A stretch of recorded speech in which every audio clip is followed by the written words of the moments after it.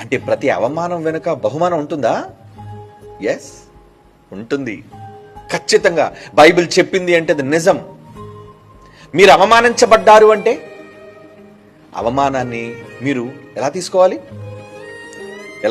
సంతోషంగా స్వీకరించండి. ఏ అవమానాన్నైనా,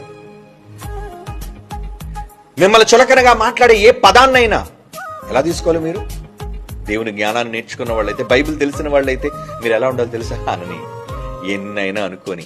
ఏమంటే ఈరోజు సోషల్ మీడియా వచ్చిన తర్వాత ఎంతో మంది ఎన్ని రకాలైన మాటలు పొరుగు వారి పైన మాట్లాడుతుంటారు. ఆ మాట్లాడుతున్న మాటలను సహించలేక వీళ్ళు పోస్టులు పెడుతుంటారు. అవునా? ఏమని కౌంటర్ పోస్టులు ఎందుకు పెడుతుంటారు వీళ్ళు?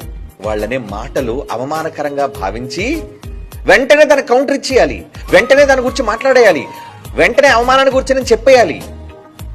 ఏ అవమానాన్ని భరించలేవా? సహించలేవా? ఆలోచించండి. అంటే అవమానాలు పడుతున్నప్పుడు నువ్వు ఏమి దృష్టించాలి? దానివల్ల కలుగబోయే బహుమానం కోసం నువ్వు చూడాలి. అననివ్వండి. ఈరోజు నన్ను లోకం అంటుంది అంటే దేవుని కోసం నిలబడినందువల్లే కదా నన్ను అంటుంది, దేవుని కొరకు నిలబడ్డం వల్లే కదా నన్ను అంటుంది అని మీరు అనుకోవాలి.